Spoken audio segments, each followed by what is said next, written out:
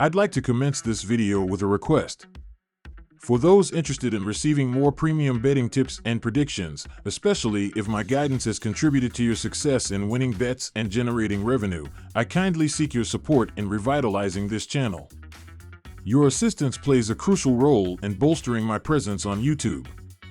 You're welcome to explore my Patreon support tier or check out my various plans. Multiple plans are available for each and every one of you seeking our premium picks. You can find the link in the bio and comment section below. Thank you for considering and supporting me. City Thunder vs. Mavericks. My team pick is City Thunder plus 3 points. Dating back to the regular season, the Thunder had been riding a 10-game winning streak heading into Thursday's second-round matchup with the Mavericks. Oklahoma City was a perfect 5-0 in the postseason, sweeping New Orleans while beating Dallas 117-95 in Game 1 of this series. The streak was snapped with a 119-110 home loss to the Mavericks, a game in which the Thunder were a sizable 5.5-point favorite. Statistically, the two sides split the turnover battle, 10 apiece, in Game 2, while the Thunder were better in terms of field goal percentage, 47.2% to 46.7%. The Mavericks had the edge in both three-point shooting, 48.6% to 33.3%, and rebounding, 44 to 41.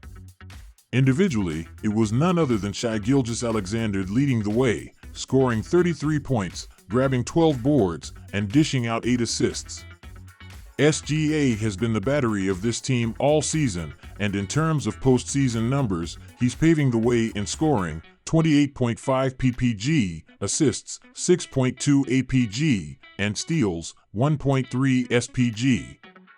Chet Holmgren has also contributed down low, adding 15.2 points per game while posting team-high marks in both rebounding, 8.0 RPG, and blocks, 2.7 BPG. Locking the Thunder getting a full possession. Dallas was actually a 5.5-point underdog in Game 2, so the fact that the line is shifting by 8.5 points makes me feel like this is a great buyback opportunity on the Thunder. For starters, Oklahoma City was the top-ranked team in a jam-packed Western Conference, so they're clearly a solid team. You can argue that they lack experience, but Coach Mark Daigneault has these youngsters playing fantastic defense. In the regular season, the Thunder were ranked 4th in defensive efficiency, allowing just 109.5 points per 100 possessions. The Mavericks were 16th, sitting at 112.4 points per 100 possessions. Defense clearly matters come playoff time, and I'll back this reliable OKC defense in this spot. Finally, I just think it's worth noting that PJ Washington, who dropped 29 points in Game 2, likely won't be that explosive again. That was an outlier performance from a guy who averaged just 12.9 points per game this season.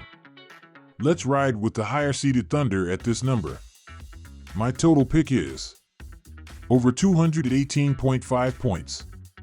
While I was just praising Oklahoma City's defense, I still think Dallas is going to find enough scoring to help send this game over the total.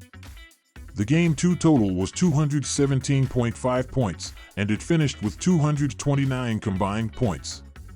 Now the odds makers are moving it north by just 1.0 point, and I don't think that's enough of an adjustment.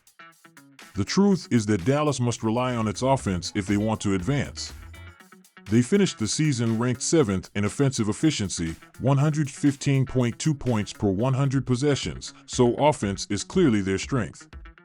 On the flip side, Oklahoma City has the offensive talent to match them, as they finished the year ranked 3rd in offensive efficiency, scoring 117.0 points per 100 possessions.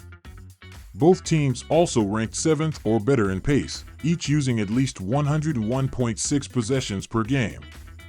I expect both teams to score at least 110 points in this game, which will be plenty to help send us over this number of 218.5 points. Celtics vs. Cavaliers. My team pick is Celtics minus 8 points. After getting hammered in Game 1 at the TD Garden, the Cavaliers bounced back with a 118-94 blowout win. Donovan Mitchell scored 29 points, including several key baskets down the stretch to extend the lead. He took just 6 shots and scored 6 points in the first half, but contributed in other ways with 5 dimes. He exploded in the second half. Mitchell had 16 points in the third quarter and hit 3 straight baskets to start the fourth, including a 28-footer off the glass to end the night early for Boston. I hadn't shot much, trying to find ways to get guys involved early and picking my spots. I was just continuing to find ways to apply pressure on them, said Mitchell, who finished with 8 assists and 7 rebounds. In the second half it was scoring, sometimes it's assists. Sometimes it's rebounds. Whatever it takes. And when it was time to go, it's time to go. I knew at some point I was going to have to start, obviously, shooting. Evan Mobley started at center for Jarrett Allen, who has missed 5 straight games with bruised ribs and reached a career playoff high in points by dropping 21. Caris LeVert scored 21 off the bench. Allen is questionable for Game 3. Boston suffered another playoff home stinker as they were embarrassed 118-94 at home Thursday night. They entered the contest as a 13.5-point home favorite, and the game was essentially over at the start of the fourth quarter as Donovan Mitchell had another huge game. Derek White missed 7 threes, and the Celtics shot 8 for 35 from beyond the arc in the game. Jaylen Brown scored 19 points after unloading in Game 1. Brown and White will bounce back on the road, and the Celtics will get some triples to drop after going cold in Game 2. They have covered the number in 4 of 5. Cleveland failed to cover in 5 of 7. Jarrett Allen remains questionable to suit up for Cleveland, and if he does not play, take the Celtics with confidence. My total pick is over 212.5 points. A recurring theme for the Boston Celtics the last 2 postseasons reared its ugly head once again as they suffered another home stinker.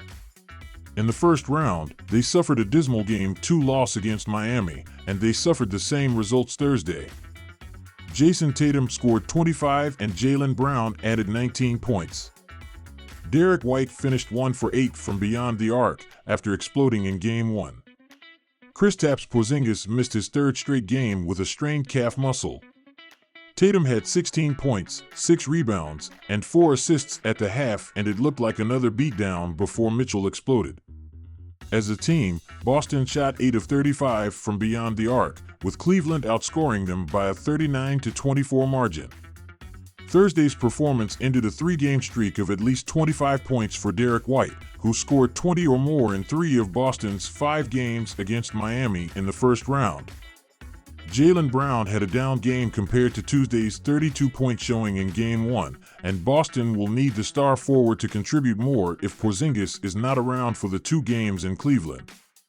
The total was set at 212.5 for Game 2, and the game went under by a half point as both teams put the brakes on and benched their starters in the fourth quarter. This should be the most competitive game of the series after 2 blowouts in Boston, and although I expect the Celtics to pull away with a win, the game should remain close.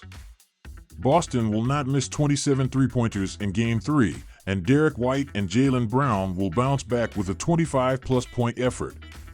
After a dismal home performance, the Celtics will play with a lot more energy.